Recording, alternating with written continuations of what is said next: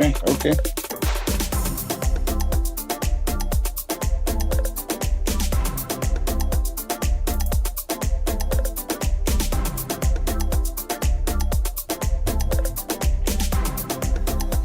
It's 2 minutes after 8 o'clock. It's hump day. It's Wednesday, October 4th, 2023.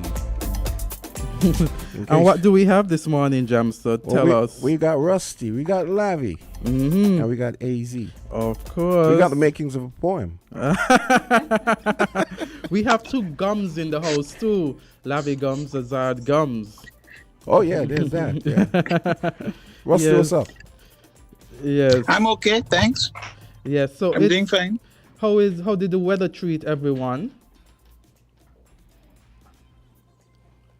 Lavi, how was the weather for you?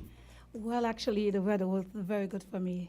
It was a time for me to just relax, So I really enjoy it, actually, because I don't think we really get hit like that. But I would say that it was a moment maybe for family time and everything. Sketching that time to be home, being able to just stay home, cook, relax, enjoy your family, Yes. Mac and cheese and corned beef. and do some love making. There's that, too. There's that. Yes, and even though the weather might be a bit chill, the topic this morning is one of great importance, one of great interest. Of course, we are talking about the expected behavior of public officials, persons who hold high-ranking positions here within our Federation of St. Kitts and Nevis. I know that there are a number of persons who have different views on this matter, realizing that there has been situations quite recently with not one, but two of our ambassadors and also persons who hold high-ranking positions. I want to share some quotes with persons so we could get some perspective, especially on the discussion this morning. And a quote that I've shared before, and it says, "A good intention with a bad approach often leads to a poor result." I'm going to say it again. A good intention with a bad approach often leads to a poor result. I'm also going to share another quote, and it says, "True leaders always practice the 3 R's: respect of self, respect for others, responsibility for all their actions." I'm going to say it again. True leaders always practice the 3 R's: respect for self, respect for others, responsibility for all their actions.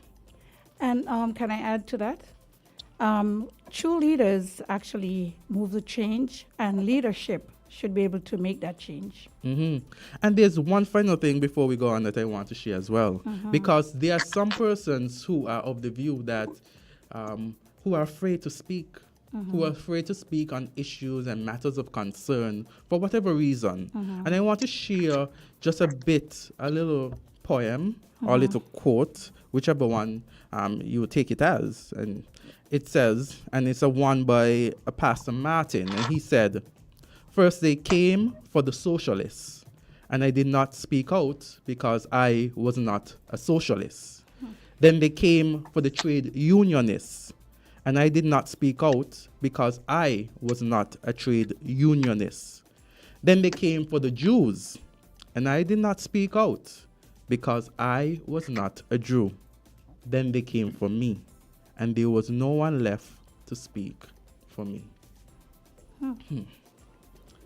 So this morning, as I indicated, the topic is the expected behavior of high-ranking public officials. We have had a situation, and both of you have been both of you are social commentators, political commentators as well. Both of you are very well known within the community, within the Federation of St. Kitts and Nevis. In fact, I dare to say a household name. And so I know that you guys both have views on the topic. So based on what has recently occurred, I'm going to start with Lavi first and then you, Rusty. Could you give me just an overview of what it is you see or you have seen occurring in just a few weeks? Well, first of all, I got to say a pleasant good morning to each and everyone that is out there in the radio land, wherever you are. As you know, this is Lovey Gumbs. And I am here not being just of a political, to give a comment on, but I'm here as a citizen and a social activist in my community. What I've seen in the past weeks is nothing new to me that has not been happening over the years. And I'm not just here just to talk about persons in high profile, but we're here to basically talking about persons that uphold leadership and being able to respect themselves and to be role models right here in the Federation. If we want change, then we must be a part of the change. Last week, things happened so fast. I don't even know if it was last week or the week before because it's just been happening, and the rain, the weather from yesterday. But I've seen something on the internet, for instance, because I'm on the internet, and Azard, maybe you might not be aware, and others, since the elections, I have withdrawn myself because I am not here with just the punches and basically to drag down anyone. I am not here to even make any political or any kind of commentary publicly to put down anyone. But I am here to stand for integrity. I got beaten up, I got cursed out, and what people fail to understand, I am just a humble citizen. I am not holding a political or government institution job. And there's a cost and there's a price that comes with it. When one start getting these kind of jobs, Azard, whether you're a lawyer, whether you're a doctor, and certain white-collar professional jobs, make it worse. I mean, when you are employed through the government, you have advisors, you have directors, and if you notice, they come from all the way to the top, where you have the prime minister, the governor, you have the COP, and all those high-profile names come down, the AG, all of them. What I'm saying here today have nothing to do with a particular party that is in office. I am here to basically see if we can be a part of that change, because we cannot go on like this, Azard, where persons that hold a certain positions or because you're a friend of somebody or you have a particular last name or you live a certain way, you have money, you can just go and do what you want to do. And, then the same hypocrite public, cannot put their bias difference aside. They're going to be joining with wrong. But I know anyone that holds management or high profile, you must be able to solve conflict and not add to the conflict.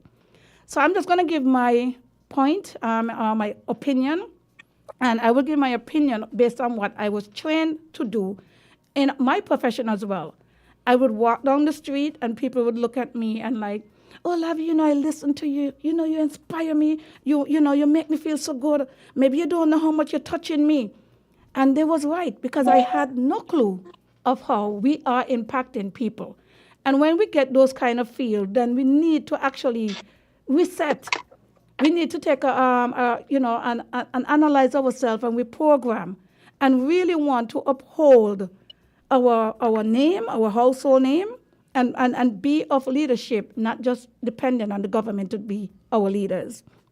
The incident, for instance, I don't know which one I should start on first, but the one with the ambassador, for instance, we don't always have to have every little detail, but if anything with public embarrassment or anything coming forward with anyone that hold a position that is represented in the public, they need to be held accountable. And I seen where I am now wondering if that situation that happened with the ambassador, if it had happened here in St. Kitts and Nevis, would we have the same outcome? I don't think so, Mr. Azard, right? And this is why I decided that I don't mind giving my voice, along with those silent people out there that you're not hearing, and some of the same people that you're seeing going public are the same one behind closed doors, not liking these things. But they're coming out, I guess, basically trying to make others feel that this is what they want, but behind closed doors, those same people know that it is wrong, right? So the incident where I see with this video that was circulating, it actually comes to my phone. And I'm going to say this. We take the small men and women in our federation for granted, and we take persons that we give and place leaders. But to be a leader is not just being placed or called to be a leader. You must be able to have change and have that influence to make lives better. And there's a lot of person that will come to me and share information, even when I'm not asking them. They will share the information. And it's not everything you run away with. And when I saw the incident with NATO, I look at it and I recognize that a child was involved. And as a parent, you know, we grow up with this thing, nobody dare hit my child, nobody touch my child, I'm going to kill for my child. You understand? But when we do that, there's also something that's going to come back to us because we cannot be above the law. And the way, when I see that video that was going around, and bear in mind, folks, this is my opinion. I am not here to take any sides. And what I said, you might not like it, but we must be, you know, come to reality and bring the truth and talk it how we see it. Nato was in the wrong. Right? There's nothing, whether it's your child or whatever, if it's so involved your child. I never really saw a child in that video at that time, Azard. And I know that in my profession, if somebody steals something from me and I see them in the stuff that they steal, Azard, we are told not to add to the fire. So you go and you get a police and you direct them to that person. Nata had no business approaching that young person and in such a public place, because honestly, it's not just about the guy, but that was an offense on a public property, which is Domino, wherever it was, right? My apology for calling a name. Mm-hmm. So in other words, I'm just going to shift it a bit. If I have a salon and somebody coming in there to attack somebody, they did not just violate that person, but they violate the place and they violate other persons, right? So for that, it's not just because you have a child and we feel like you see certain people will put on their Facebook page, well, not a right to do this and not a right. But what they fail to understand, many persons say he's a parent before an ambassador, but I did not see a child or third party in there. The only person that I see that was being very defensive and with explicit words, with the F word, you know, where to a point where the people had to call back and say, Nata, no, we don't want to go on the bench. So the fact that the people can tell him they don't want him to go on the bench, which means they know that that was something wrong, right? Okay, thank you, Lavi. Mm-hmm. Thank you for your contribution. Rusty, you're here. Could you give your view on the matters that have transpired over the weeks? Yeah, I'd like to talk those 3 incidents that I want to bring forth. Mm-hmm. Basically, the NATO situation, the United Nations situation, and even here in Taiwan. So I'll start with NATO first. I thought it was horrible. I must say, before I get to the horrible part of it, is that I had seen NATO. I don't know him personally. I have always had respect for him. I thought he was a decent, upstanding person. But then to see the incident and the way he went about handling the incident, I was very disappointed. So it's not about him being a father. It is about how he handled the situation, which you said in your earlier quotes. It is how you deal with situations. So I'm not going to say he was wrong or what have you. Yes, he was incorrect, but my argument is how he dealt with it. I have kids, I have girls, and they've had problems, and I'm not going to go to anybody's house and tell them F in this and F that. I'm not going to do that. I'm going to go properly and speak to them and deal with the matter. That's it for me on NATO situation. Let me get to the Taiwan situation. Last year, with the same UN situation, the foreign minister, Honorable Denzel Douglas, took 2 Chinese to the General Assembly. And then it was a big thing at home in St. Kitts. And then when he got back to St. Kitts, he was approached, I believe, by the Taiwanese ambassador, I'm not sure. But then he immediately said he was coming to Taiwan to make his first official travel. When they came here, I asked them questions because I wasn't going to let them get away with embarrassing Taiwan like that. And when I was there asking the Prime Minister question, he didn't answer the questions. He didn't know what to say. Who are these people? What are their names? He couldn't answer it. And then at the time he was answering me, the Minister of Foreign Affairs, Dr. Denzel Douglas, was on his phone texting like heck. I didn't know who was texting, but then Prime Minister threw the question to him, and he said, everybody listen. But at the same time, In comes Daniel Francis. I believe that's the name of the ambassador here in Taiwan. He came in and then he heard me questioning back and forth. And he said in public, in front of the Prime Minister and in front of the Minister of Foreign Affairs, what stupid question that he asked him. I mean, I was really embarrassed. I was not embarrassed. I was really embarrassed for him. And the minister said absolutely nothing. Let me get to my final point with the young lady in the UN. At first I thought it was the Prime Minister's fault. It's not just the Prime Minister's fault. It's both of them. Apparently, I'm told, these are the facts I'm going to give you now. When you leave St. Kitts and you're going to the United Nations or you're going to the US, you must inform the ambassador who is coming and what they're doing. And then when they get to the US, they're met by the Secret Service people. Now, obviously, if that format was followed, it would have meant that Denzel Douglas would have called her and tell her, come with X, Y, and Z, come with the permanent secretary, blah, blah, blah, seating arrangements, all that should have been said. However, the Prime Minister can do what he wants if he is the leader of the delegation. Normally, if the Prime Minister is there, he's the leader of the delegation. If he's not, the Prime Minister is the leader of the delegation and goes down to the PS and then it comes to the ambassador. So what it is my thing that and those are the facts that were given. But what happened, the other thing that really bugs me is that none of the media houses, none of them really took the story up. Because the Foreign Affairs Minister, he gave an information to ZIZ and everybody used that. Nobody wanted to find out who is this person that the press release said was identified. So they identified this person. The person is giving his credentials to the Antoine Guterres, I believe that's his name. And nobody wants to know who. There are no questions were asked on that. The only bit of information that I have and I can give you, I don't know if it's correct, it is Sam Condor, Honorable Sam Condor, on another radio station telling us that the girl was arguing with Denzel Douglas and the incident started on the floor. Now, what kind of behavior is that? For the three of them, these are people who are selected by their friends, girlfriend, boyfriend, whatever. And you cannot run a country like that. I'll stop there for now. Okay, thank you so much.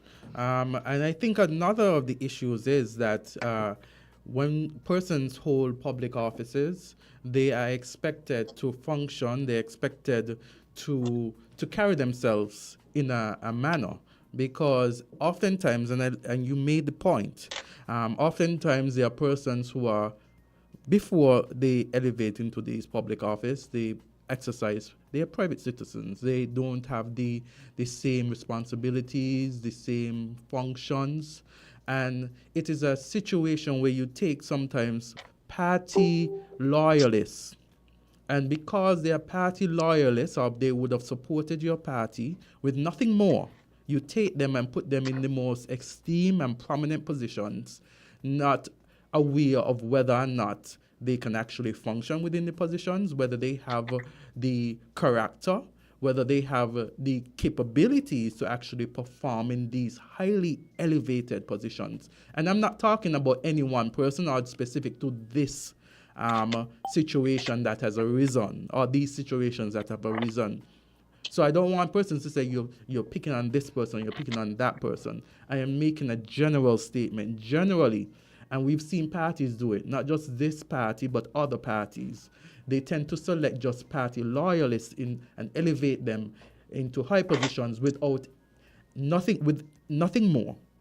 And so that has to be a part of discussion, because we are seeing where these same persons on different occasions have not only through their actions embarrassed their household, but they have also embarrassed the country, because when you become a member of these when you have these positions, you no longer are there as yourself, but your actions represent oftentimes the actions of the state. All right. Well, what I will add to what you said, Azard, the problem faced is not just from the government, but of course, I would say it will stem from the people that we're selecting as candidates to be representative for, as politicians. And what I have not seen that has been happening over the years, where we have not seen the ordinary grassroots man and woman being leaders. They kind of disregard persons like that. We have seen the doctors, the lawyers, most of it, a lot of lawyers, doctors, and maybe one or two accountants and, economists.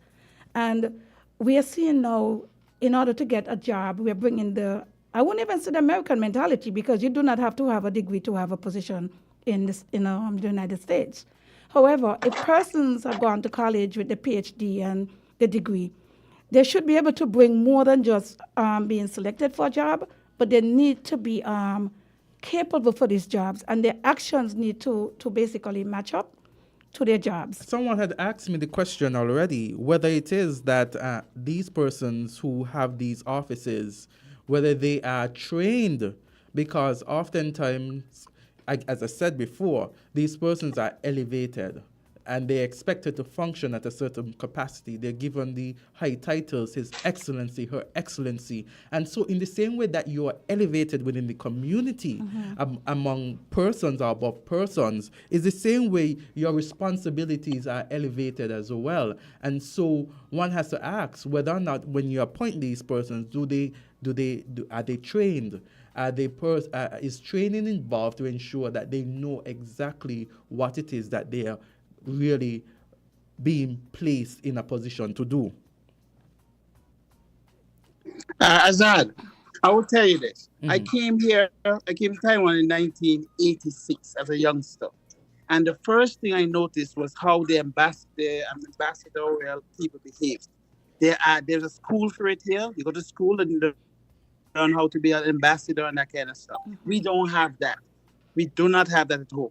And then I'm not saying you must have a degree, but you must have education in the field that you're going to be in. That's my biggest problem. I am here as a political activist. I'm a big political activist and I'm a journalist. So I'm speaking from that point of view. And I'm saying, if these things happen, and I'll go back to another big shot personality as well. We all remember named them and shamed them. And he came out recently with the case result from the Libert guy saying that he should be brought up for charges and nothing is done. So when these things happen and nothing is being done, because the Foreign Affairs Minister has not told us what has happened, and the young lady is not going to tell us what has happened. All she says she wants to meet with the PSC people, but they're not going to tell us what happened. So we just have to go with what we heard from Sam Conroe.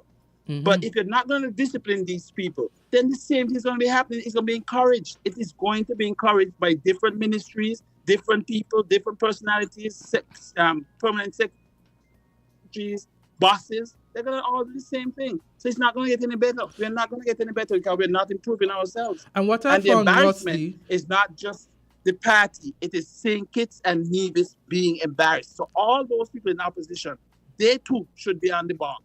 Also, Rusty, what I've realized, and persons have come to me basically in whatever capacity, and what they have often explained to me is that a lot of persons in these government, in the civil service, they are placed in supervisory positions, but the persons in which they put in the supervisory positions, they are party loyalists, and the way in which they speak to persons, they use all sort of inappropriate words towards them.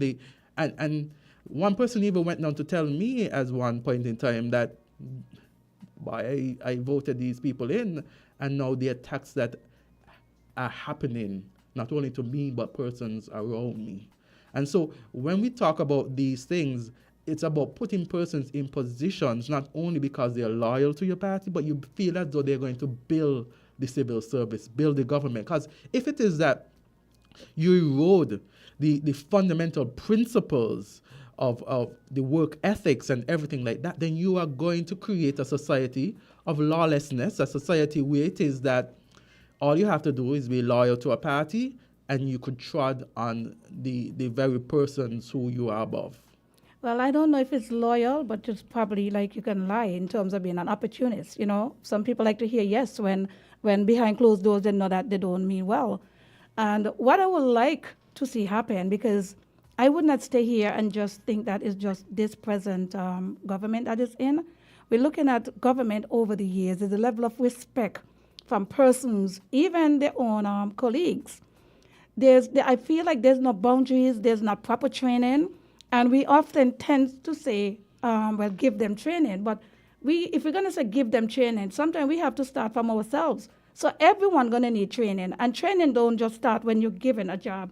It should be, if you know you're going to be putting yourself up to being government in terms of being a candidate to be a politician, we are focusing too much on personality in terms of how like you are, popularity, right? Or because somebody just come from college being a lawyer or whatever they went to study, but most of those people they cannot even control the household. And if you can't control your own household, being able to discipline yourself. I have listened to quite a few persons in government, past and present, and some of them, they will come up and they will preach the word of God, and they bring in God in these things, and they go to church, and they're literally using this thing to tread on word on other people. And I just say that if you really want people to respect the government, it starts from the top down, not from the bottom up. Because when we're going to be saying that we want these things from the public, the person that are in this position, especially advisors, ambassador, commissioner of police, the prime minister, the governor general, they're really another person that hold any kind of management position, right? You must be able to conduct yourself and be a role model to your community and person that work for you. You got to be able to allow people to want to approach you and not look at you as if like you're hard to approach. Because I'm going to end on this note and give somebody else a chance.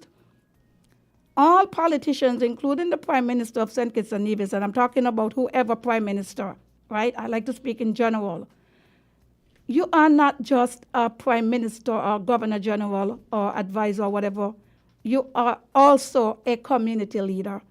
And from the time we forget that these people are community leaders, and I will say this to Mr. Natter, apology, you're going to have to go and do more work, because remember, you are still hoping to run in a constituency to be elected.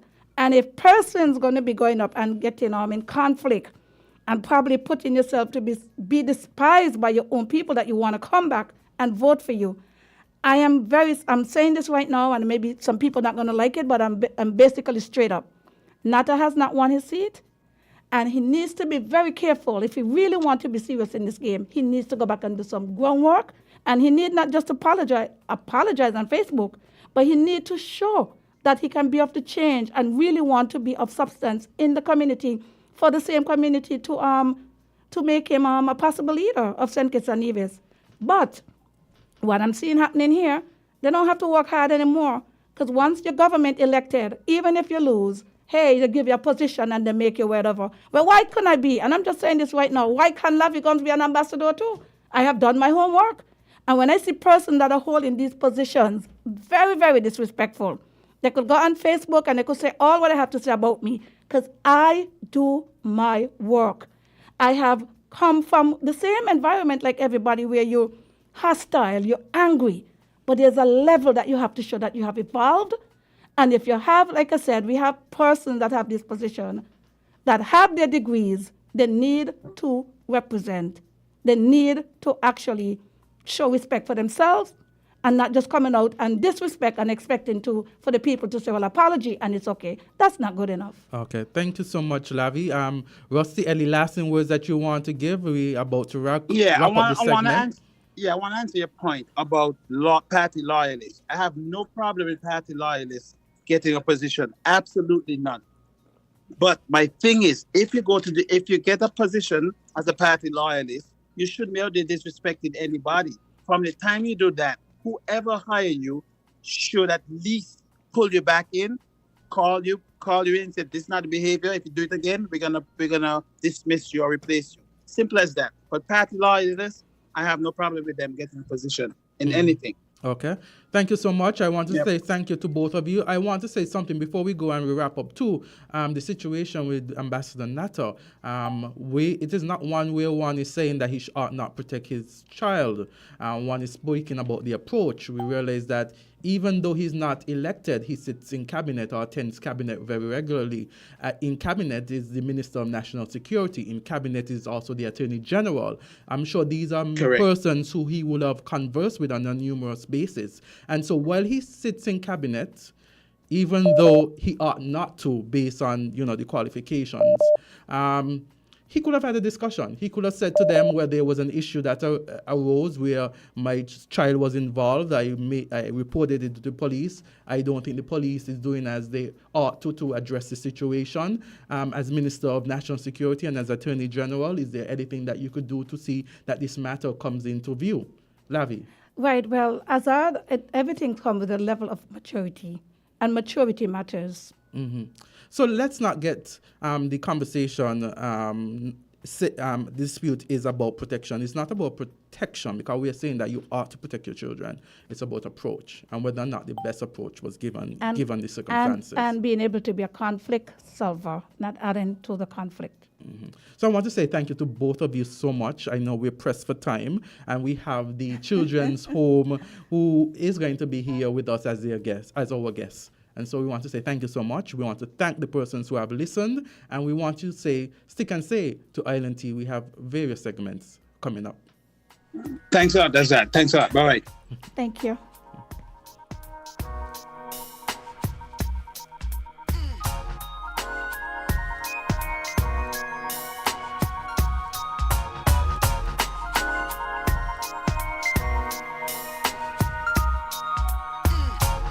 We're different. We're 98.9. 98.9. Win FM. Life is unpredictable. Don't miss the opportunity to provide your loved ones with the financial protection and peace of mind coverage they deserve with the Family Indemnity Plan from Kuna Caribbean Insurance. The Family Indemnity Plan covers final expenses such as funeral costs and outstanding debt in the event you or your loved one passes away for up to $30,000. No medical examination is required. Contact your credit union or one of their approved Family Indemnity Plan providers to enroll today. To learn more, call 466-9453 or 762-2973. Visit their website at kunacaribbean.com. Kuna Caribbean Insurance, for all people. It's Candisie for me, Candisie for we. Neighbor, partner, your family. The best is yet to come, believe me. Moving forward, moving with. Hey, Candisie serve the nation with the best customer experience. Candisie, you are the one for we. Happy anniversary. Together we succeed, building on strong community, pressing onward to our destiny. One love, one family. Together we succeed. Let the whole world see. Yes, this is 50.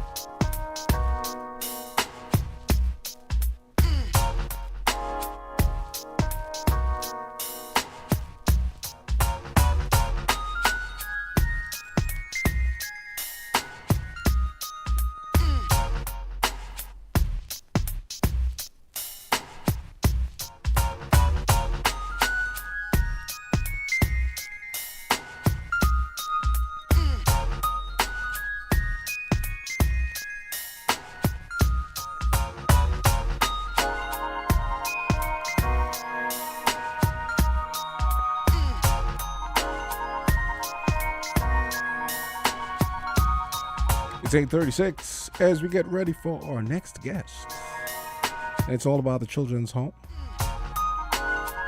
and some plans they have on the horizon, activities and so on. Don't worry, the camera is off.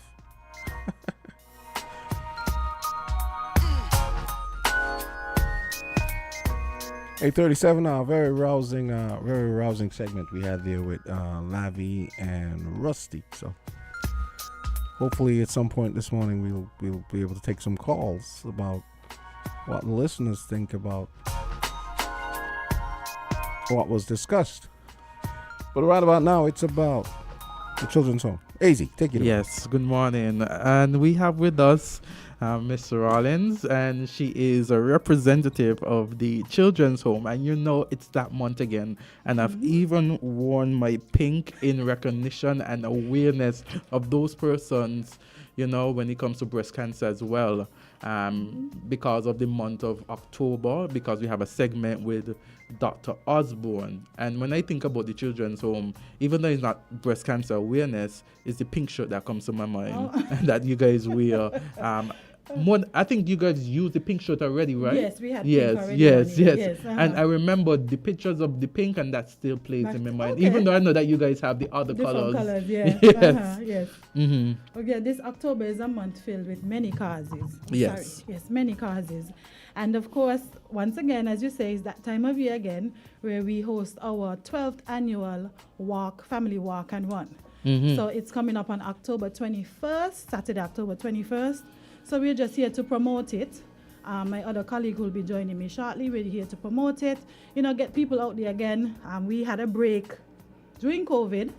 So last year we were back, and this year we're back again. Awesome. Yes. And tell me, what can persons expect? How do persons sign up? What is the monies, the contributions? Where do they go to? Okay, so if you go to our Facebook page, St. Christopher Children's Home, our official flyer is up with all details. But as I said, it takes place on October 21st, Saturday, October 21st. Tickets are $50 for adults, $25 for children ages 6 to 12. And tickets will go on sale at the end of this week at various locations. So we have at the Royal St. Kitts Hotel. Royal Beach Casino. We have the Four Ways in the Circus, Harper's, and of course online with JAD. So those are ways in which persons could get it done. Yes. So awesome. So tell us about what's the cost, how the persons get. You have told us where we get to sign up, but tell us about the cost. So as I said, $50 for adults, $25 for children ages 6 to 12, and children under 6 are free. So tell us, where is the route going to be? Okay, so I don't know if persons would have been to the walk before, but the walk takes place at the Royal St. Kitts Golf Course. So, all the way over in the corner from the Marriott where the dome is, that's where we begin at the Royal St. Kitts Golf Club, and they walk the golf course. So there's a 5K run and the 2K walk. Yes. So you have the option. You can run or you can walk. Okay, awesome. Right. Also, to tell us where the proceeds from this walk, it goes to directly to the home. To the home. Is there something, maybe a project? Is there something that you're focusing on this year? Is it for whatever the children's home sees important at the time? Yes, most definitely. So this is Miss James, by the way. Miss James is the administrator of the home. In terms of project, there's nothing specifically at the moment, but the walk-on is the main fundraiser of the home. That's what keeps the home going. A lot of persons think it's government-owned, but it's not. It's a NGO, of course, supported by the government. So this walk is where we get most of our proceeds from.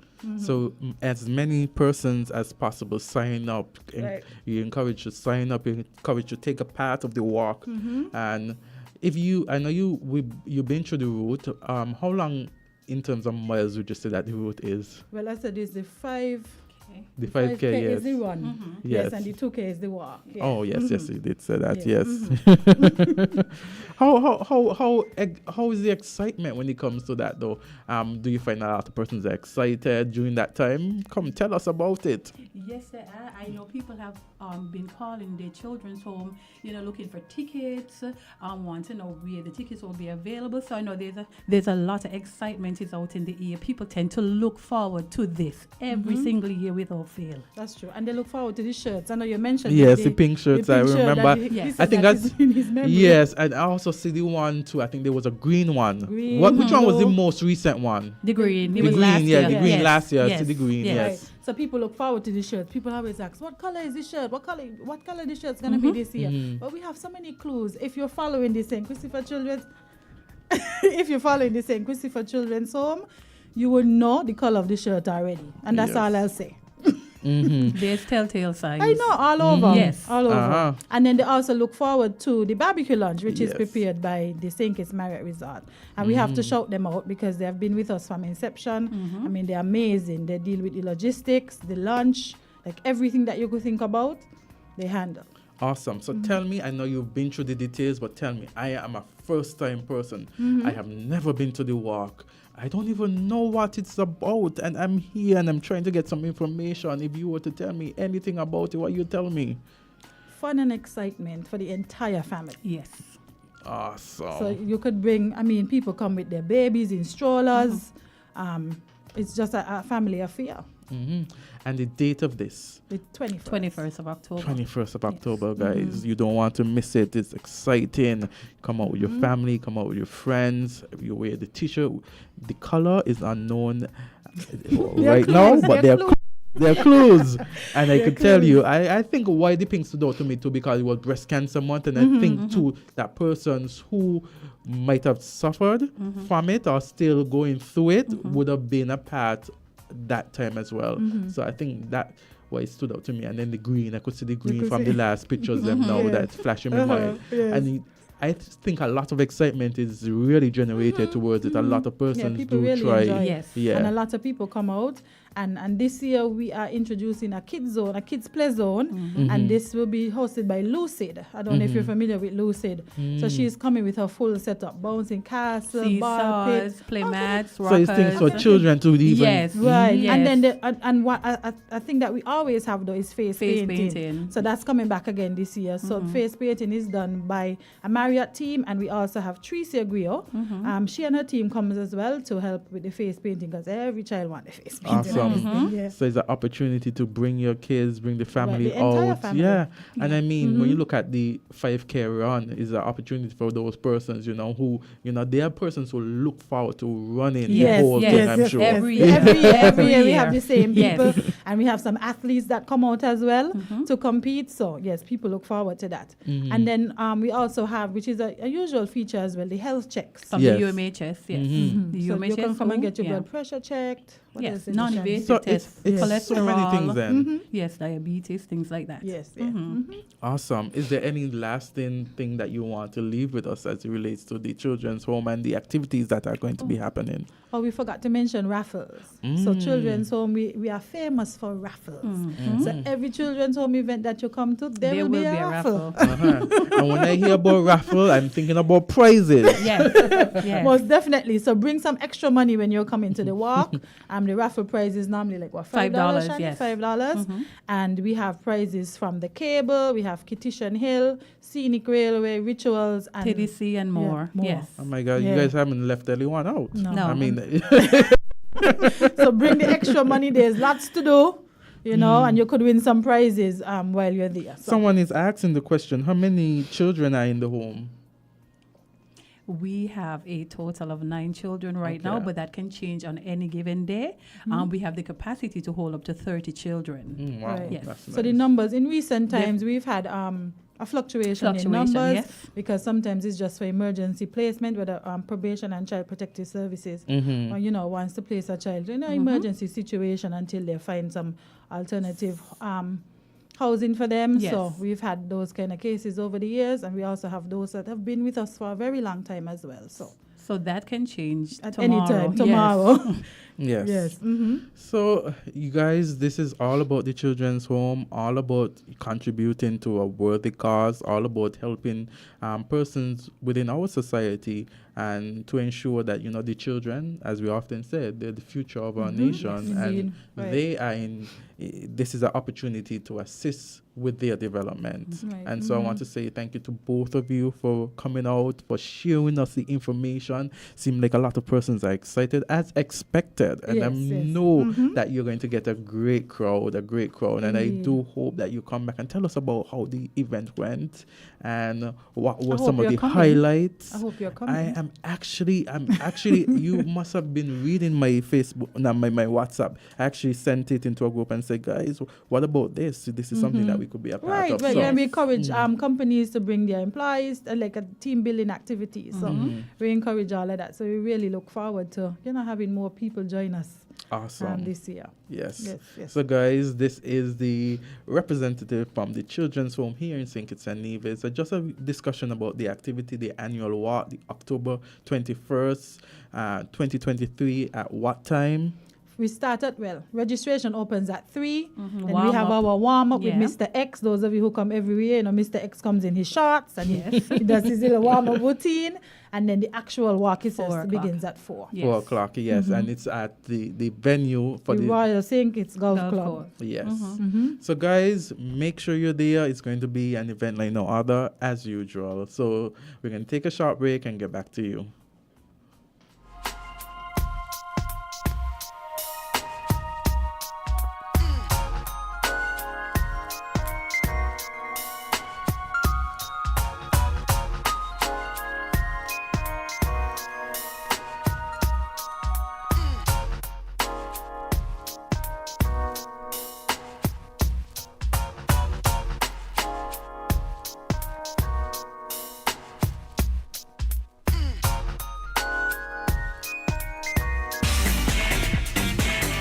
Found the sound. 98.9. Win FM. If you need protection, you need one who you can trust. To secure your investment, you need one who'll do you just. TDC Insurance, you're the one that you can trust. TDC Insurance, you're always safe with us. TDC Insurance is your go-to insurance company for all your insurance needs. We take pride in offering you the best solutions and ensuring our customers are fully satisfied. TDC Insurance, we take good care of you, guaranteeing you peace of mind. You're always safe with us.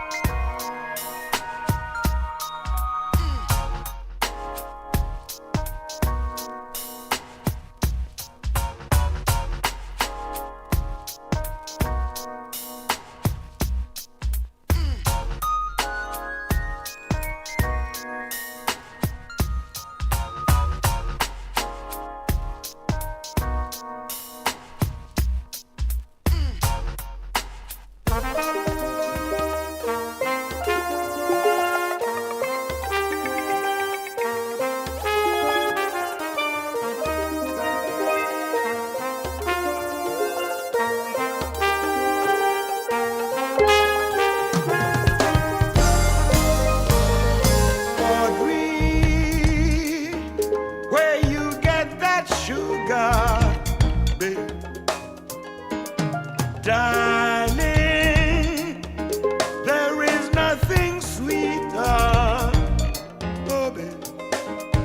Agree, where you get that honey, baby. Darling, there is nothing sweeter. You make me scream, you make me bawl, you make me feel like 10 feet tall.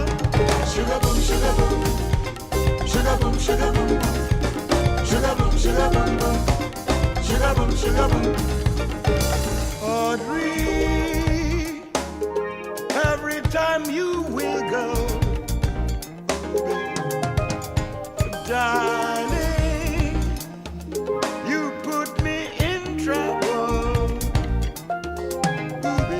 It's 8:51. Yes. Valentine continues. So we had the children home, representatives from the children home. Just a reminder, it's going to be on October 21st. It's going to start at the Frigate Bay Royal St. Kitts area.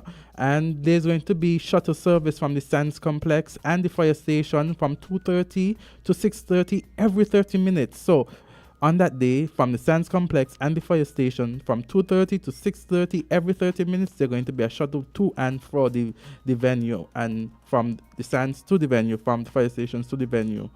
And the number to call in case you have any questions at all, is 766-4007. 766-4007. And just before we went on break, and just before the last segment, I see Lavi is still in here, and I know that we oftentimes open the phone lines for persons to call in and weigh their views and their opinions. So it's an opportunity for you, if it is that you would have had an opinion on anything that has been discussed so far in the morning, to call in and let us hear your opinion, let us hear your views.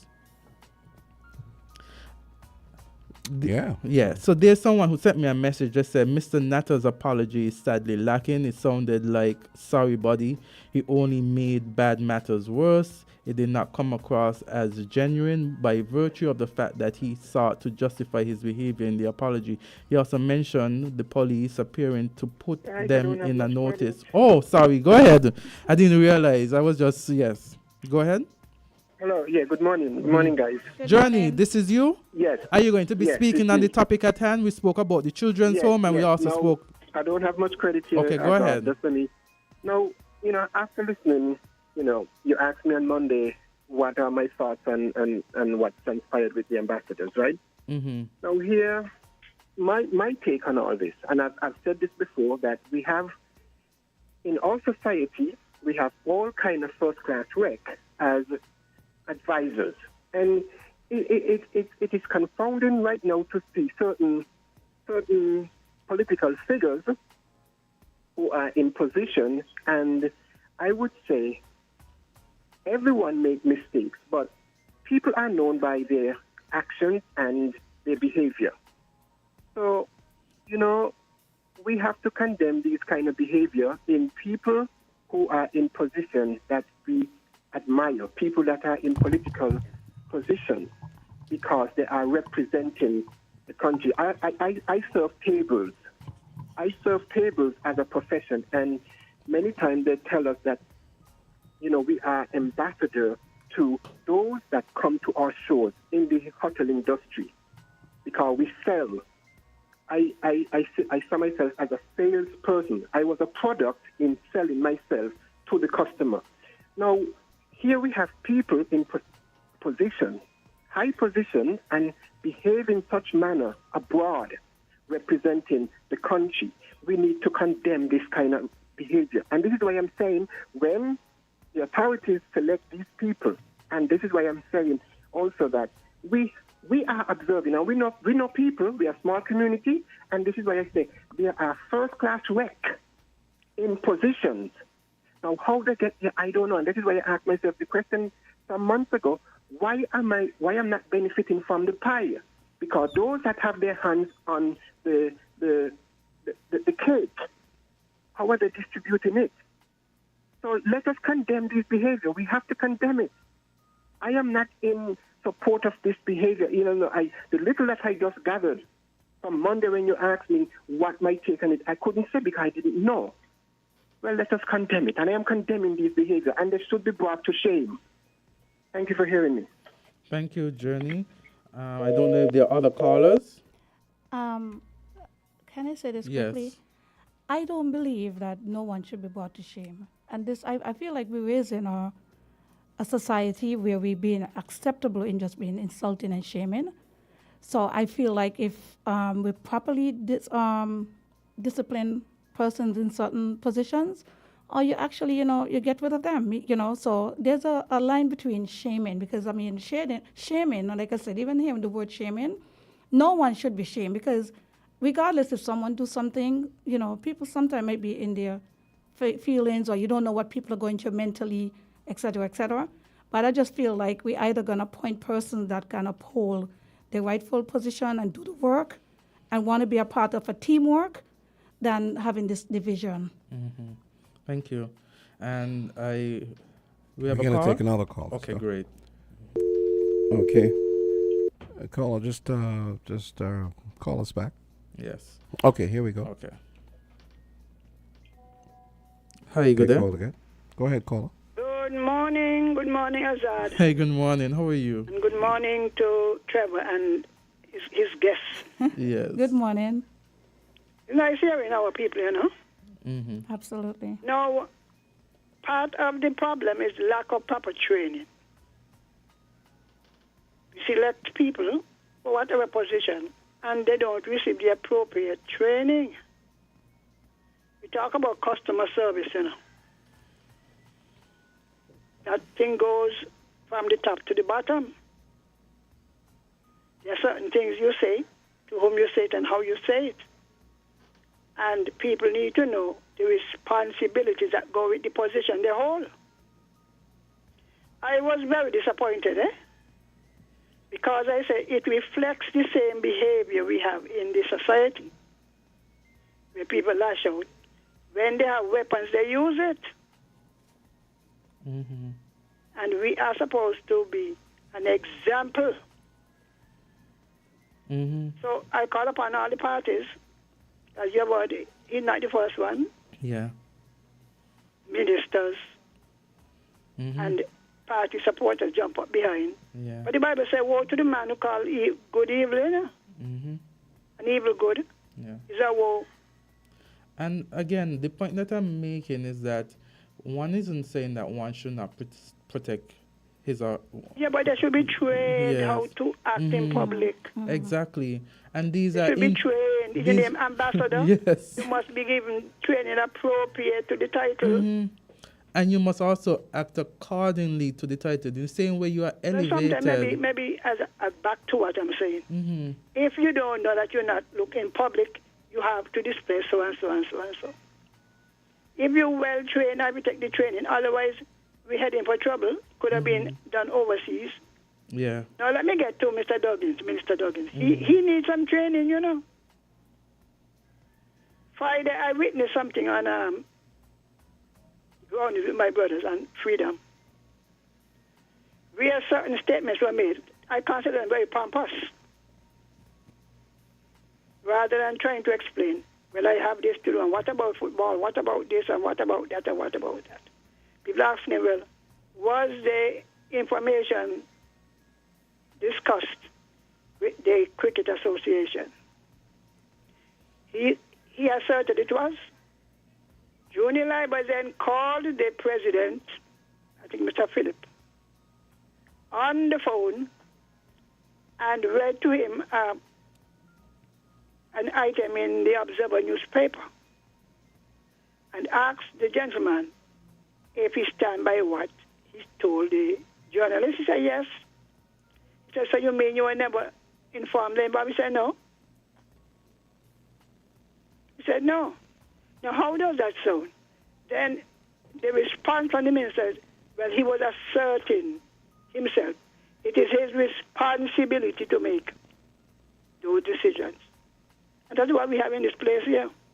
So for the benefit, because the farmers complain about his approach at communication. Mm-hmm. It is in the party's best interest, because he's a member of our party. That go for PAM, NRP, CCM, Labour, and who else? PLP. Mm-hmm. They need to hire people to train their members or people who they think in communication skills. It is very, very poor. Mm-hmm. Lavi, you have something to say? Yes. Her name is Miss Henry. Yes. Mrs. Henry. Yeah. I'm going to hang up. Yeah. Okay. What I would like to say, I mean, the training is definitely necessary and ongoing training, but we also need to put and get persons that are mature, because these are not children, regardless, Azard. And training is one thing, because training is supposed to be a part of any job, profession, ongoing training. Teamwork is necessary. But we have to basically put people, responsible adults. Because I have been in St. Kitts all my life, as a Kittitian, and every time I hear call-in programs or talk shows, it's always, to me, kind of like talking at the people, telling the people what it's supposed to be doing. And we need to forget that they're not kids.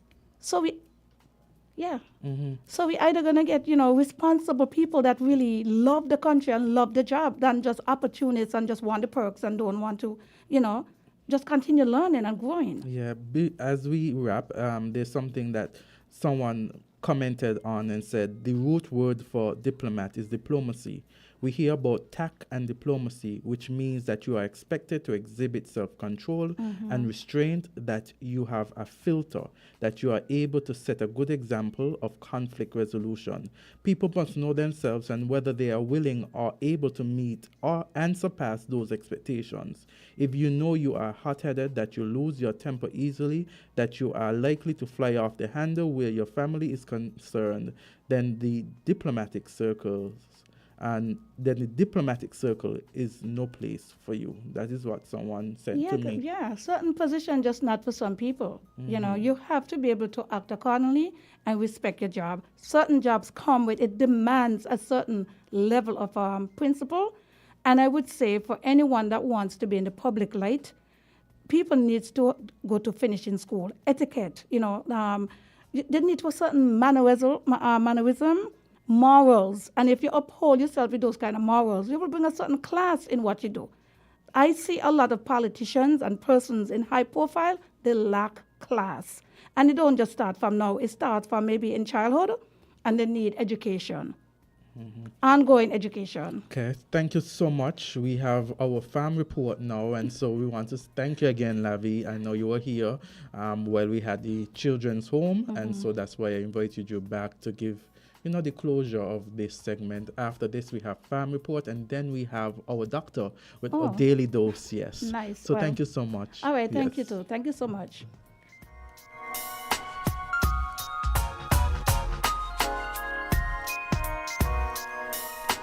.9. 98.9 is Win FM. Yes. Jean. Body spray's hot, boy. I can't take it. Well, it's a good thing I called. The TDC Home and Building Depots are having their Cool 'em Down sale, and you're sure to get 25% discount on fans, AC units, coolers, fridges, and more to beat this heat. Girl, Betty, you're making joke. No, girl. Stop sweating and let's go to the store now. Come pick me up, because may want to miss the sale at TDC Home and Building Depot. Cool. Terms and conditions apply. See store for details. The climate change crisis is already making millions of people sick and jeopardizing lives. But for us in the Caribbean, young people are among the most vulnerable. Our future is at risk. Taking action now can lead to huge health benefits. The I Deserve a Better Climate for My Health campaign will spotlight real issues from real young people in the Caribbean and give youths a platform to contribute to the solutions for climate change and health. You are not too young to inspire climate and health action.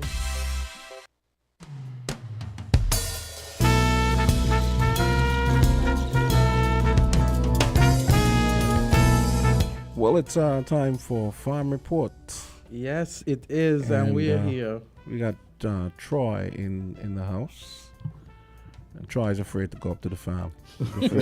He's afraid of what he's going to see. Yeah. Post Philippe. Oh, gosh, yes. I could imagine. So, Troy, you're here, and, being the farmer that you are, how are things within farming? I know every week we talk about farmers and what their the situation is with farming, agriculture. So this week, what are we going to talk about as it relates to agriculture and the things that need to be done? Good morning to all listening, to all the super listeners. Miss Henry, good morning. I don't want to get into the name calling right now. I'm getting in trouble. But Eli X, good morning. Cash Right Trade, I know you're listening. Good morning. As I drive coming in here, I realized a lot of rain falling. And I said, the life of a farmer ain't an easy life. I could imagine. It just about 2 weeks ago, we were complaining about the sun and the heat. And right there and then we were losing crops because of the sun, the weather. And now we have some wind and some rain. We are also losing crops. Yes. So either way, you're losing crops. Yeah, to be honest with you, I haven't gone on my farm yesterday and today because I'm afraid of what I might see. Yes. I understand. But to all the farmers out there, keep the faith. Mm-hmm. Keep the faith. We have a job to do. Our main aim is to feed the nation, and let's stick with it. Let me ask you. We had tropical storm yesterday. We saw the videos being circulated as it relates to damage to property. Has there been, from the farming community, anyone who has communicated with you who has said that, there has been damage to their farm, maybe damage to their crops? Not that I know of. I see some videos circulating with some seasoned peppers, and the trees, they shred 1 or 2 pepper, but I know that was yesterday, but with the extra rain, there will be some wash and some soil erosion and so. So I know by the end of today, you'll start to see the damages coming out. Okay, then. Yeah. Also, in relation to, I know that you guys have had various meetings. Have the consortium been able to continuously meet with the Ministry of Agriculture to solve the issues that, you guys would have faced over the coming years? Well, the former years, I say. And, the consortium has made a decision that we have little knowledge of what the ministry and the department are doing. But we made a decision for the 25 by 25 that we will engage our farmers, our members, and we decide that we will take this thing and we're going to lead. So the consortium had a meeting with our members, and we asked them who is interested in planting certain crops. We chose certain crops, and we decided that, okay, this person that, farmer going to be responsible for tomatoes or cabbage or what's not. So we let them know that what you're accustomed to doing, we have to up the production.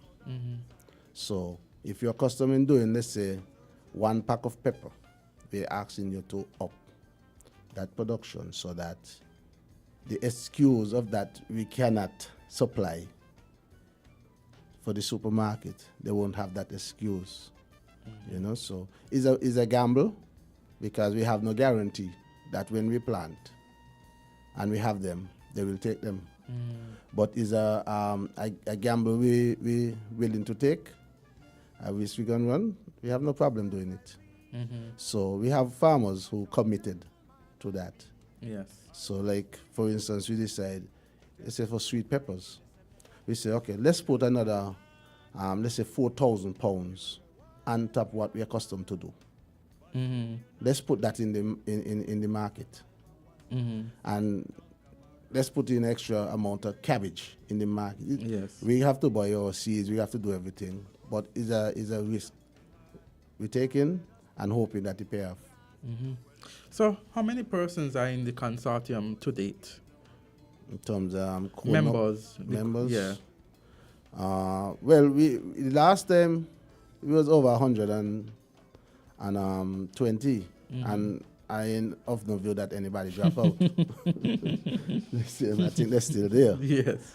But in terms of the 120, all are not farmers. Okay. Right?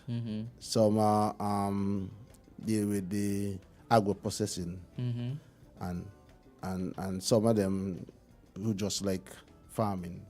They call them the farming enthusiasts. Okay. Some of them, but majority are farmers. Okay then, and okay, I made that mention because I know certain times members from the ministry would have indicated that there's just a small group of persons who meet. So I wanted to make sure that I get aware of the numbers, and Well, persons are aware of the numbers. You know, with a small population like ours, if you have a group of over 120 people, so we'll really take the groups. Because if you decided you got to multiply that group by 4, based on how they do things, you're looking at about over 400 people, right? Who directly will be impacted. So if they want to not take us seriously, it's up to them. But it's one thing I could tell you, that when it comes on politics, politicians understand numbers. They don't understand numbers. So if they want to take us lightly, it's okay. I have no problem with them. But or to underestimate or undervalue the number of persons who are involved in the consortium. I honestly feel that they are not underestimating us. Because, I mean, they try a stunt and it backfired. So which means that they know that we are a serious group. Right? We were supposed to have a meeting shortly with the minister. Supposed to. And we were supposed to meet yesterday with the director of agriculture and the marketing manager to basically sell what we are doing. But because of the weather, I think the meeting is put back until maybe Thursday or something. So, yeah, but the consortium is there, and we meet every Monday. The core group of the consortium, the head meet, and we have meetings. So we discuss our plans and so how to go forward. Yeah. Okay, so if you were to meet with the members of the farming community as you do, and or even the minister or persons who could effect change, and what are some of the recommendations that you put forward at this point in time to assist farmers? And the recommendation, as I was saying, is finance, right? We always talk about financing. That is one of the major challenges that facing the farmers, right? Like, you will ask a farmer to be consistent, but if you ain't got the money to buy the seeds and to prepare your land, and so how will you be consistent? And some of the issues we have with, let's say, the land prep and so, you find that the farmers who have their own machinery, they does not have the challenge. You see? Yeah. So some of the thing that we were proposing, me myself propose certain things, like take care of the tractor situation. Yeah. You just take a small amount of money from government, less than $3 million. I had proposed they bring in certain amount of tractors and sell them to the farmers. Yes. Right? And the farmers who are interested will purchase them. If a farmer ain't see it fit to purchase the machinery when you're having land prep problem, then that farmer, as far as I can concerned, is not serious about going forward. Right? So it's to make it easy for the farmer to own a piece of equipment which will help him to go forward. So these are proposals I had put. We put them to them already. I put them to them, but the government feel like they should buy tractors, and then 5 years down the road you're having the same problem again. Tractor breaking down and so. I think if government try to move away from that kind of operation and try to incentivize the farmers to go private sector, go into that kind of business, that one could help the farming community.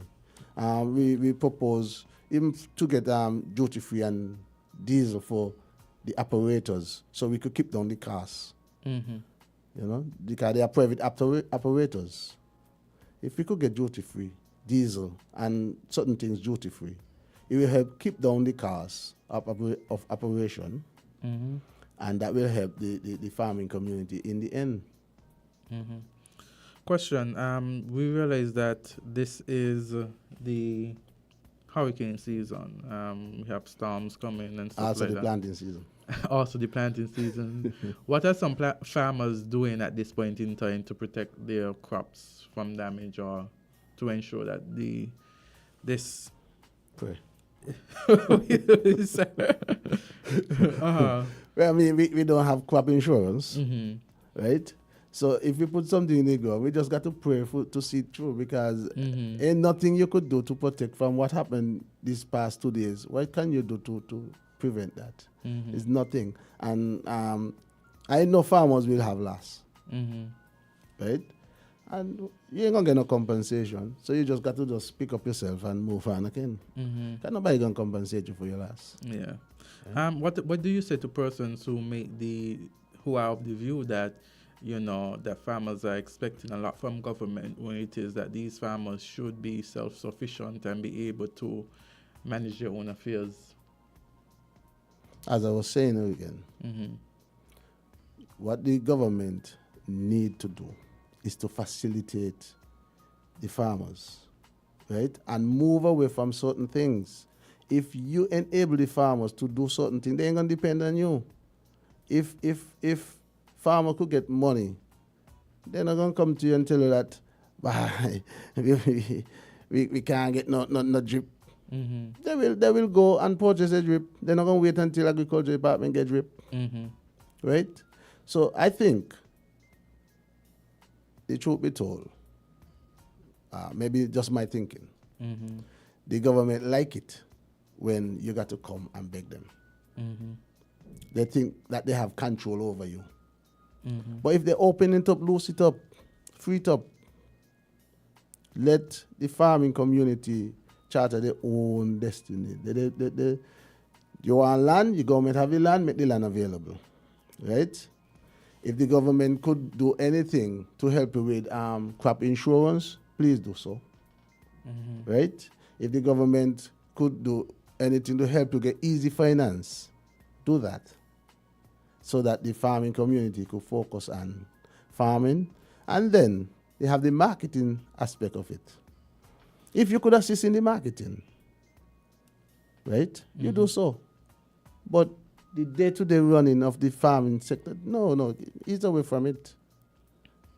Free it up. Okay. Well, any lasting words that you want to give? Do we have any callers? Any lasting words you want to give as it relates to, what is going on, as it relates to the what I want to say is the season that we're in, in terms of the weather. Well, it's the planting season, and I encourage the farmers out there to go and apply trade, right? We know it's not an easy road. It will be bumpy, but let us pray a lot and hope for the best. And to the ministry and them, I tell them that you just facilitate what we're doing and move out the way. Okay, in a minute or less, Sean, tell me what farmers normally do after a storm like this, and you go to the farm, and what would happen? Jamson has a thing with names, eh? Huh? You call him Sean. Did I say Sean? It's okay. Try. Wow, I didn't even it's know okay. where that came from. I mean, I could talk for myself. Yes. If I go up there and I start to look at the damage, the first thing You start to cry.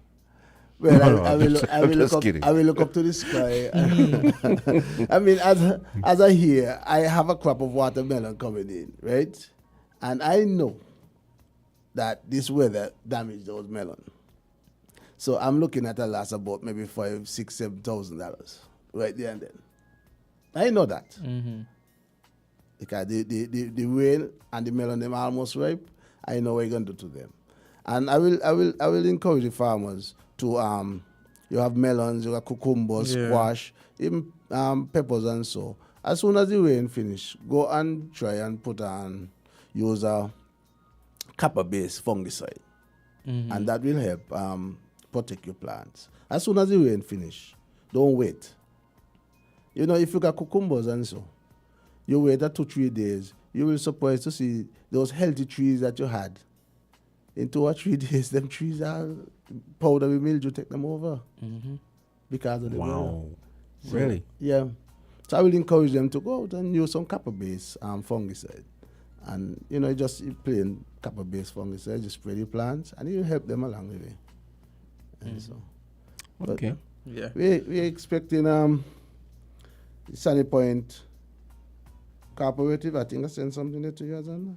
Okay, let me check. Yeah, I think they're supposed to. Oh, yes. The 13th annual World Food Day, Food Fair and Agricultural Exhibition. So it says, come out and support the 13th staging of the SPACS World Food Day Fair and Agricultural Exhibition. Tell us more about that, Troy. Well, Lionel should be here next time around before that. And Yes. he will be the one to speak more about that. Yes. That's something from Sunny Point. And I'm seeing here starting at 1 p.m. and it's the 13th of October, guys. Echo Park. Yeah. So more information to be given. The venue is Echo Park. It's Saturday. Well, I'm seeing on the I'm seeing in the caption saying the 13th. I think I'm seeing Saturday the 14th. So I'm thinking that it's actually Saturday the 14th. Sorry, at 1 p.m. until. So it's Saturday the 14th, 1 p.m. until, and it's at the Echo Park. I'm just gonna play it to see what it says. The Sandy Point Agricultural Cooperative Society presents its 13th annual World Food Day, Food Fair, and Agricultural Exhibition, Saturday 14th October at the Eco Park. It starts at 1 p.m. There'll be a rabbit festival, rabbit cooking competition, food, vendors, agricultural demonstrations, sustainable development goals exhibits, agricultural games, plenty prizes and surprises, kids zone, and much more. Musical entertainment by DJ Kotai, Unstoppable Sounds, Villa Vibe Sounds, and the Road Match Champions, Grand Masters. Hosted by DJ Woodies. Admission only $5. So, see you on Saturday 14th October at the Eco Park for the 13th annual World Food Day, Food Fair, and Agricultural Exhibition. And so that is an activity that is organized by a member of the consortium. Yes. Okay then. So like you got some rabbit meat. Yeah, so it's a member of the consortium, who is spearheading that. Yeah. Yes. Yeah, that's what the consortium is all about. We have cooperatives and individuals alike in the consortium. Mm-hmm. Yeah, so yes, we actually awaited a meeting with the minister to forward certain things that we had put to them. Mm-hmm. Yeah, we want to follow up on them, see where they're at. Yeah, but I mean, sometimes I will just say things and get controversial with it, so I try not to. But the agricultural sector, if the powers that be take it seriously, we could actually put on some numbers to the GDP. We could provide jobs and foreign exchange. But I don't know what's the hesitance to build the sector. I mean, I may sound biased here, but there's some money being paid out. And I guarantee you that that money that has been paid out might just leave a little bump in the economy. Yeah. If any. Right? But if that money were channeled into a sector, let's say the agricultural sector, that money will carry charge right up. Because you will end up with food safety and food security if you had inject that money into the agricultural sector. That money will be paid out and the agricultural sector will still be flat. Right? So, some of the times what we suffer from is political decision and not policies-driven decision. Sadly. Yeah. Sadly. And that's one thing that have the agricultural sector where it is. Because I honestly feel that there's no reason why agriculture cannot add more to the GDP. And these are discussions that we will have to have, because especially as we look at the citizenship by investment and what is happening to that program, And we really will have to be creative in our approach, creative in our means of generating revenue for our country to meet our needs, because we won't be able to rely on the CBI. I don't know for how much more longer, but we have to be really creative in what we do. When I hear the head of the nation, the leader of the nation, speak of the 25 by 25 agenda as the way forward for agriculture, I hold my head and I say, wow, we are in serious, serious trouble. Because I mean, what the 25 by 25 is doing, it have nothing to do with sustaining agriculture. Right? You have to put things in place that will last for generations, that will last the test of time. You can't just come up with that thing and you achieve certain goals and then, no, it ain't gonna happen. It's not going to happen. Yeah. Okay. Interesting discussion, provoking thoughts. Well, I just choose to leave it the one because I know I'm gonna get a little lashback on that, so I choose to do that. Yeah. That is me speaking at the consortium. I understand. And the thing about it, when we have these provoking thoughts and when we have these discussions, you often tend to feel as though there's some lashback when all you're doing is trying to speak on matters of great concern and of importance that really need to be addressed. Well, there are serious matters that need to be addressed in terms of the ministry and the department. There's disconnect between there. And it's who's suffering? It's the farmers. And then by extension could be the citizens. Well, if the citizens will suffer. Yes. Right? But it's the farmers. I mean... And I want to share this with persons again as we are on this point. And as we wrap, okay then, yes, as we wrap, it says, first they came for the socialists and I did not speak out because I was not a socialist. Then they came for the trade unionists and I did not speak out because I am not a trade unionist. Then they came for the Jews and I did not speak out because I was not a Jew. Then they came for me and there was no one left to speak for me.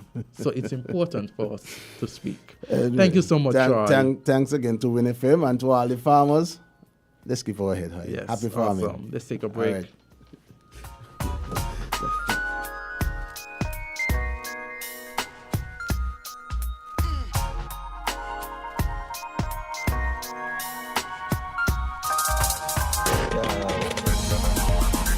We're different. We're 98.9. 98.9. Win FM. On me clothes and me looking well dapper. Stepping out tonight with Ramona and Sasha. Run to the fridge for me secret trick. 2 buckle of Magnum, now everything's set. You don't know, one girl can't manage me. When me under me Magnum, all 2 or 3. Mickey a buckle to me granddaddy, cause later on tonight he might expect a lady. You want the energy for do the things that you do. Drop in the Magnum with the figure 10 2. Ladies, we hear the vibe, big more quick. And all them on them, hear that strong extra lift. Magnum tonic wine, energy when you need it. Like us on Facebook, www.facebook.com/ramsupermarket. Follow us on Twitter, www.twitter.com/ramsupermarket. And subscribe to us on YouTube, www.youtube.com/ramsupermarket.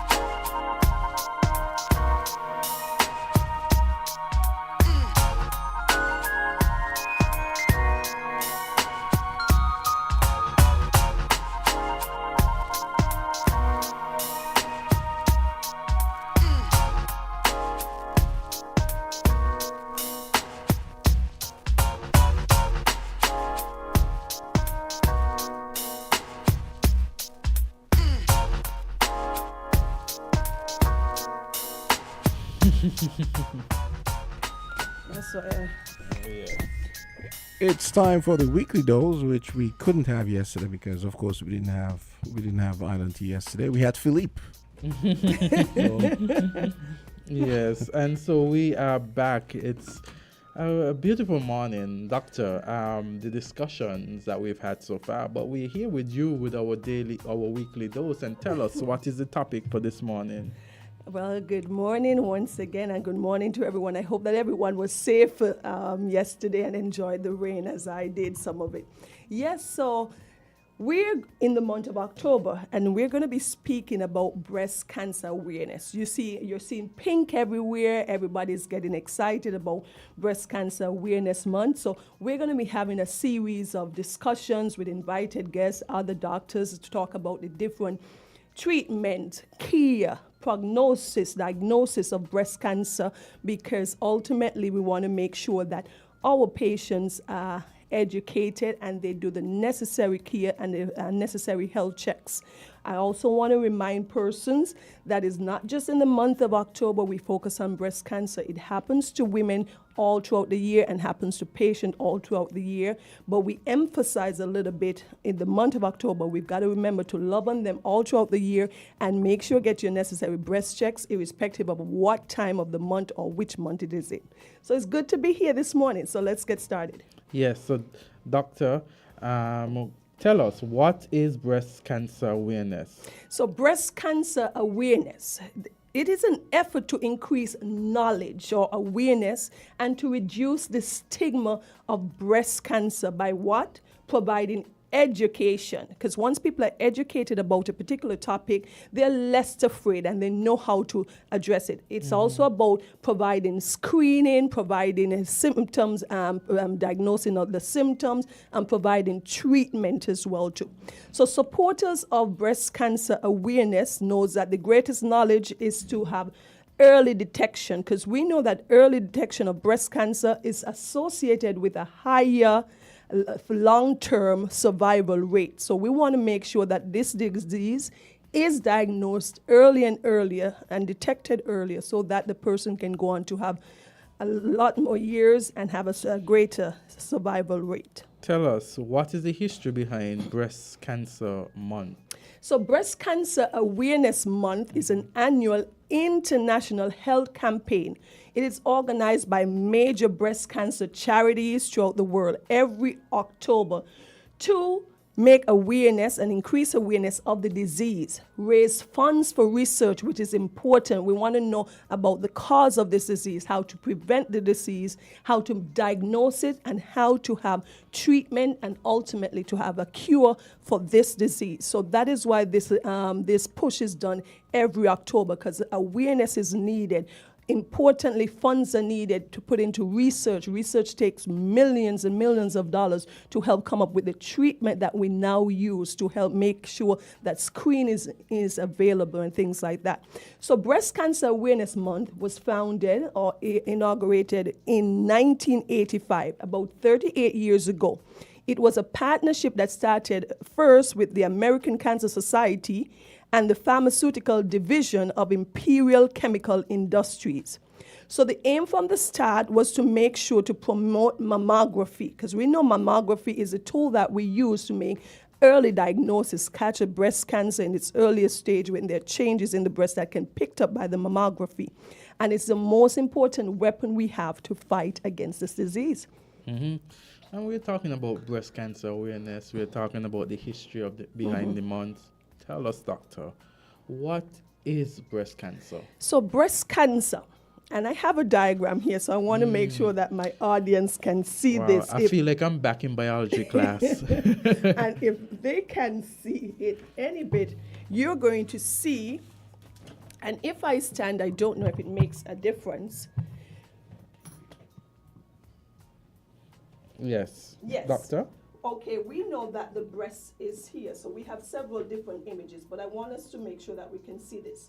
The breast is made up, I don't know if the audience is hearing me. Yeah, go ahead. Yes. The breast is made up of ducts and lobules, which are the most important thing. So the ducts are like the tube, like a pipe that goes to the nipple, and the lobules are what we call like this grape-like thing where the milk is made inside those. So breast cancer, there's mutation or changes in the cells, and it begins either in the lobules or in the ducts, most of the time there.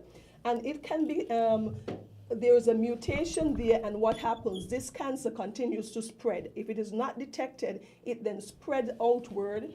It can lead to metastasis. It can spread to the lymph nodes. It can also spread to other organs like the liver, the lung, the brain, and the bone, leading to fatality. So that is important. So breast cancer, we know that is a mutation. It's abnormal cells or cancerous cells that multiplies and mutates. And it starts either in the ducts, which are the small little tubes that run to the nipple, or it's either formed in what we call the lobules or the milk-producing segments there of the breast. Okay, thank you, doctor, for the illustration and explanation. I know sometimes it's difficult to do this on the radio. Yes. So what are the types of breast cancer? So the main types of breast cancer, as we said, that it can begin in the duct. And we call that, it starts in the duct, and it's called ductal carcinoma in situ. So it stays in the duct originally, in that tube-like. So the cells are inside the tube, and that is how it starts. Then it can become invasive or infiltrating. Once you hear that word infiltrating, it is spread outside of the duct, and it can go to different areas. And it continues to spread. It can get into the lymph nodes. It can get into different parts and spread to different organs. And we can also have, it can either begin in the ducts or it can begin in the lobules, which we spoke about. So you can have ductal cancer inside the lobules or inside the ducts, and those are the main kinds. You also have things like what we call an inflammatory breast cancer. We've spoken about breast cancer in other occasions, but that cancer appears like an abscess, where the breast is huge, it is swollen, it is hard, it looks red, but it's commonly associated with older patients, and the breast grows rapidly. So it's something that we spoke about where, commonly when there is an abscess of the breast, it's usually associated with a pregnant woman or a woman who's currently breastfeeding. But if a lady has passed her menopausal years, she's in her 60s and 70s, she noticed that her breast is growing increasingly rapidly, one breast versus the other. It is red, it is irritated, it is painful. You have to keep that in mind. And there's also another presentation of breast cancer where it starts on the nipple like a rash, like an eczema. We call that Paget's disease. And it's responsible for a very small percentage, between 2 to 4% of breast cancer. So it affects the skin around the nipple and the areola, which is a darker area that surrounds the nipple of the breast. Mm-hmm. So you've been going through the different types. Mm-hmm. Let's get now to the causes. What causes breast cancer? Man, that is the million-dollar question, because so much research is trying to pin down exactly what causes breast cancer. But we know, and experts know, that it is a mutation of the cells. So the cells start multiplying and growing rapidly. But we're not exactly sure what triggers that. But however, research knows that there are several what we call risk factors or reasons that could increase your chance of developing this cancer. And several of them I will talk about. And my audience, knowing this, would know that most breast cancer occurs in female. Most of our breast cancer. So being female, simply being a woman, increases your risk of developing breast cancer. Your age as well. Anytime you get above the age of 40, your risk increases, and especially once you get above the age of 50, where we see most of the breast cancers, usually between the age 50 to 60. Then you have family history. If you've had a first-degree family relative, what's a first-degree family relative? You've got your mother, your daughter, your sister. Those are your most intimate or closely attached family members. If they have had breast cancer, you are at an increased risk of developing breast cancer. If you've had genetic risk factors is seen in a smaller percentage of patients, where you have between 5 to 10. Some literature says even more, but most of it is a smaller, where you have the BRCA or the breast cancer 1 or BRCA2, so 1 and 2. These are genetic mutations that a person is born with, and they increase their chance of developing breast cancer, though it is rare. Because it is known through all of the research that most breast cancer occurs in person without any specific or family risk. What about your reproductive history? Females who've never had any pregnancy at an increased risk of having breast cancer. You've never breastfed. Why? Because all of these years you're exposed to the high estrogen during your menstrual cycle, and once you are breastfeeding and once you're pregnant, there's usually a break in that period. So they said having multiple pregnancies is more protective. Breastfeeding is somewhat protective. And anytime you have a female having a pregnancy in later age, she's at a higher increased risk, it is said also. Smoking. We always can blame smoking for any risk, for any cancer. You can throw that in there. Alcoholism, so beverages containing alcohol, research shows that it may increase breast cancer. And you have things like obesity. Anytime you have a person who's more obese, they're increased estrogen that lives in the fat that is produced by the fat cells. So that person has an increased exposure to estrogen, and the person have an increased risk. Person who's had radiation exposure. Anytime you might have had any treatment for with radiation in your earlier years, if you would have had a lymphoma, another type of cancer, certain persons would have had radiation to the neck or the chest, you're at increased risk. And certain things like hormone replacement therapy. As a woman ages, sometimes her estrogen level drops off and you get hormones or supplements that contains estrogen that increase your risk of having breast cancer. I know it was a mouthful, but it's important to mention them. Yeah, tell us, doctor, how frequent is breast cancer? So how frequent is breast cancer? I'm going to give you some international data, and then we're going to get to our local data. So the last studies, major studies that is published, it was in 2020.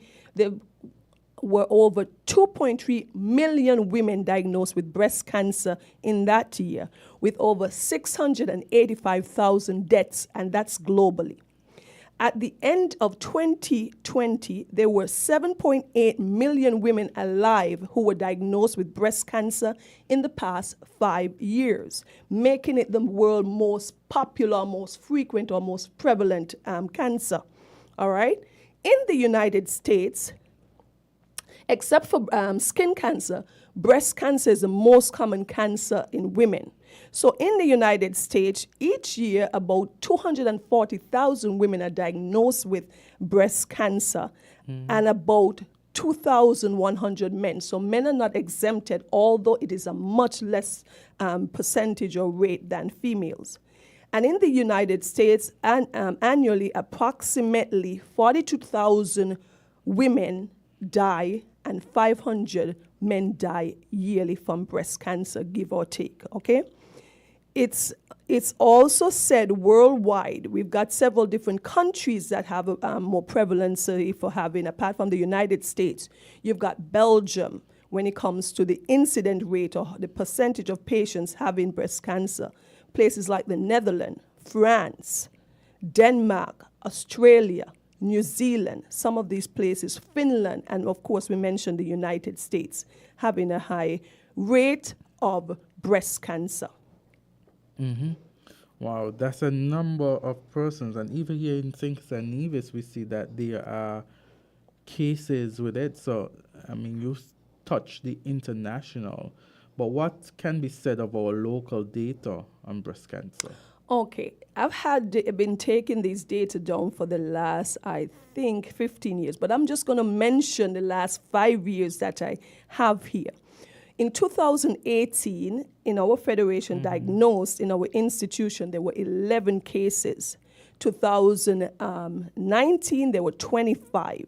2020, there were 16.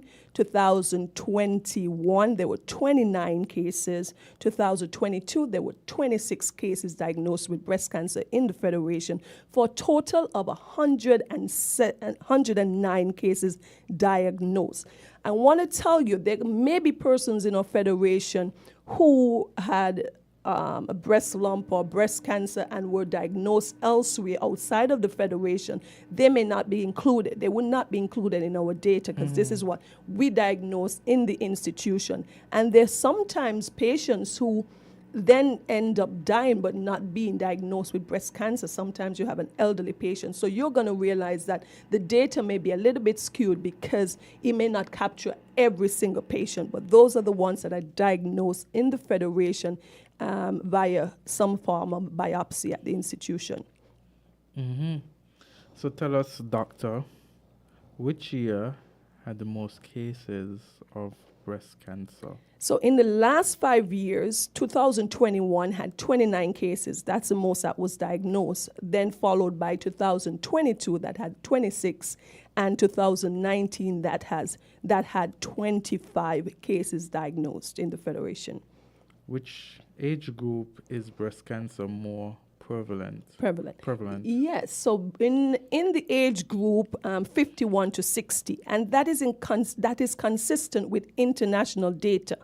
That is why, as a female increase in age, and it usually says above the age of 50, there's an increased risk of developing breast cancer. So between 50 and 60, there were 36 cases in the last 5 years, followed by 41 to 50, which had 22 cases, and then 61 to 70 had 20 cases.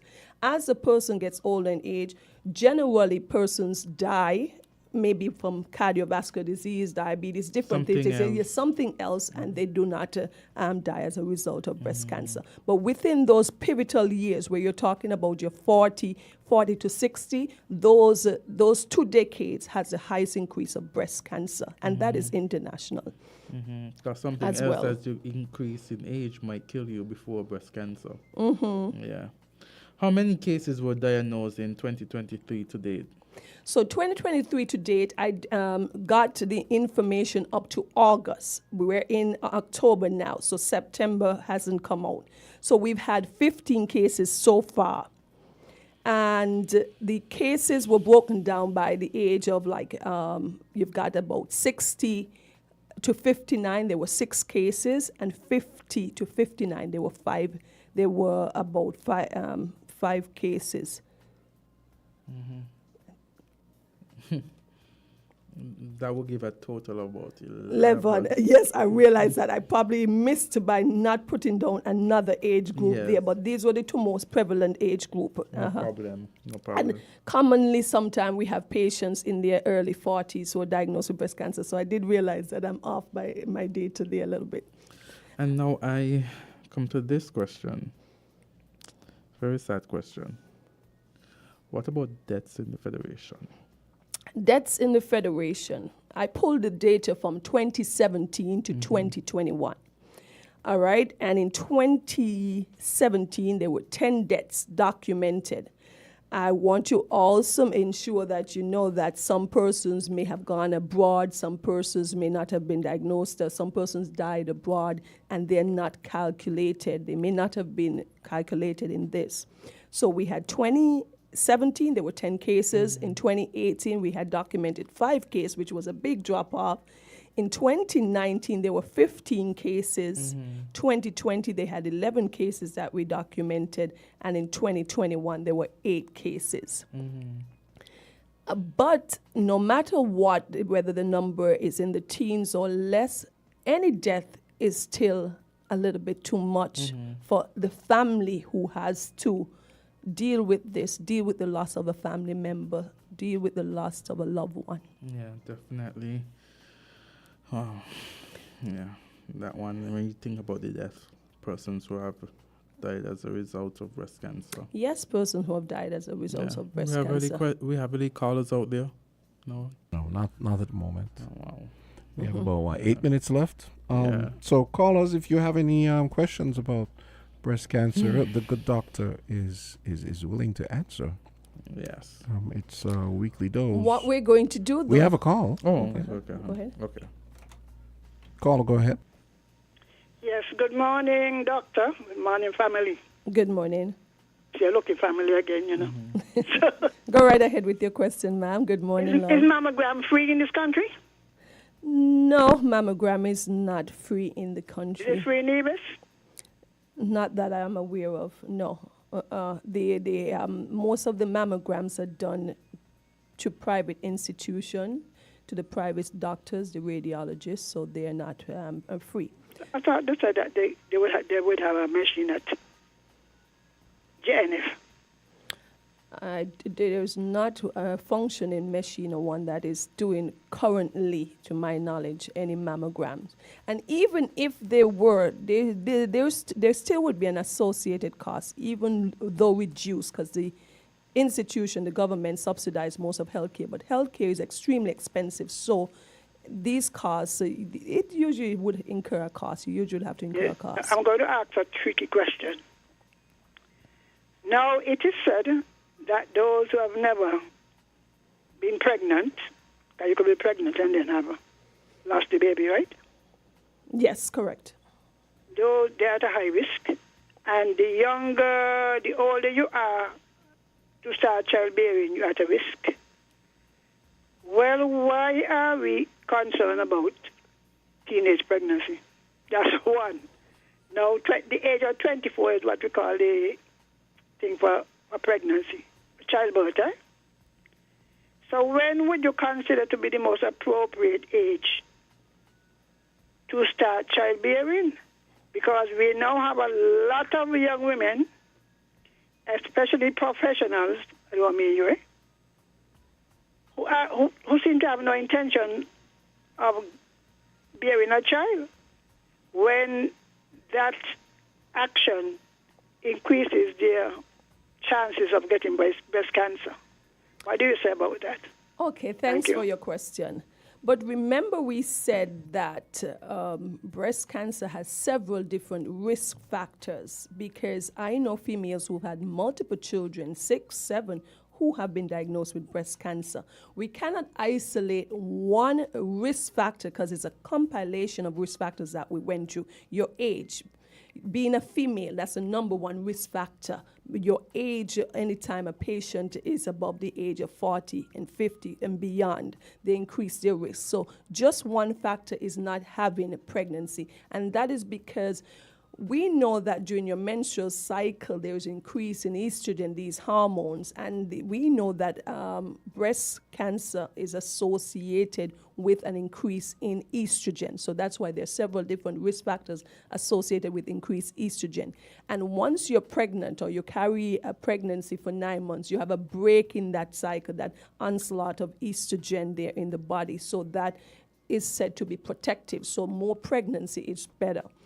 The caller spoke about what is the best age for having a baby. The best age is what is best for the individual when they have their finances together, they've studied, they've done what they want, and they make that choice. I would not put it on anyone to say it is best to have a child or have an early teenage pregnancy. Usually at that point, the teenager is not financially independent, not psychologically or emotionally mature enough to have a child. Those aren't the best period of time.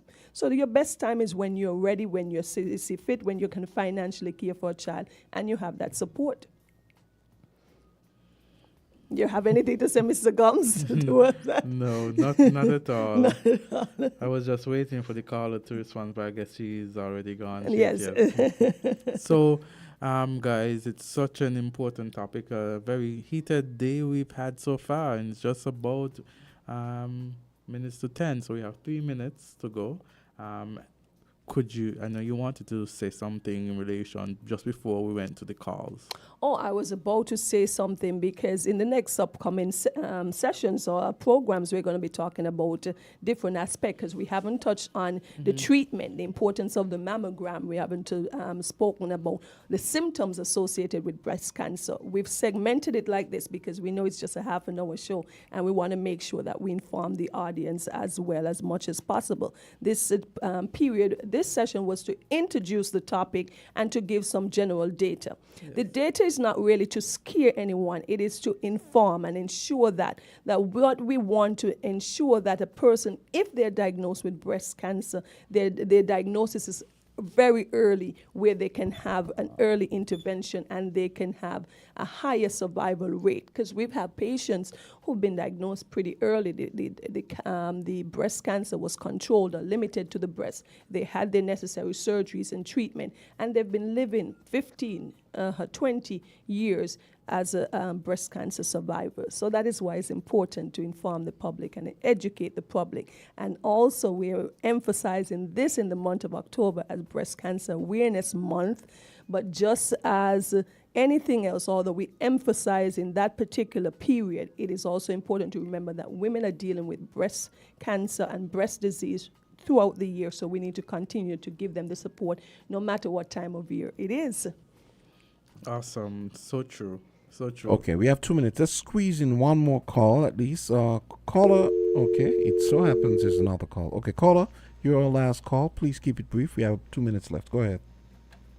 Hi, good morning. Hi, good I morning. was just wondering, are there any lifestyle habits that you know of or would recommend people whether do or avoid doing, including foods, eating foods, activities, yes, that can contribute to or prevent or reduce the chances of getting breast cancer?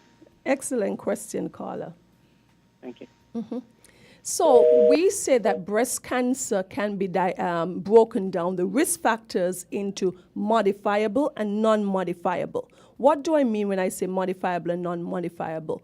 The modifiables are the things that you can change or things that you can do. The non-modifiable are the things that are unchangeable. You cannot change your age because we're getting older. You cannot change your gender, you're female. You cannot change your race because we're going to talk later on that certain race are predisposed to having more aggressive breast cancer, especially in the black race, our race that predominates in the Federation. But for the risk factors that we say are modifiable, that can be changed, we've spoken about them all the time. Smoking, if you're a smoker, stop smoking. If you drink quite heavily, stop drinking. All of these increases risk. If you are obese, what you can do, exercise, lose some weight. Exercise and physical activity overall helps with wellness and making sure that your body mass index, your body weight is adequate with your size, your height, and stuff like that. If you are a person, so these are the changeable risk factors, your eating habits, your physical activities. You got to make sure that you eat as healthy as you can, as natural as you can with your fruits, your grains, your vegetables. So those things you can change. You can avoid hormone replacement therapy. Some women avoid them, although they have the symptoms associated with menopause because of the drop-off in estrogen. These drugs were being used, the hormone replacement, so that your symptoms can be alleviated. You can not use some of these treatments. So all of these are things that you can control with your diet, your exercise, avoiding alcohol and smoking. These are the risk factors that are modifiable, one can have control over. So thank you for that question. Mm-hmm. Yes, thank you for the question. And that brings us to the end of Weekly Dose here today at a special time due to this tropical storm yesterday. And I want you to say, join us with Weekly Dose next week, Tuesday, God's willing. Tuesday at 9 o'clock. Yes, provided that the weather is, accommodated. And join us again tomorrow for Island Tea. Yes. This is where we shut it down. Have a great day, Natalie. Have a great day, everyone. Thank you for listening. Yes, guys. Okay, Later. bye-bye.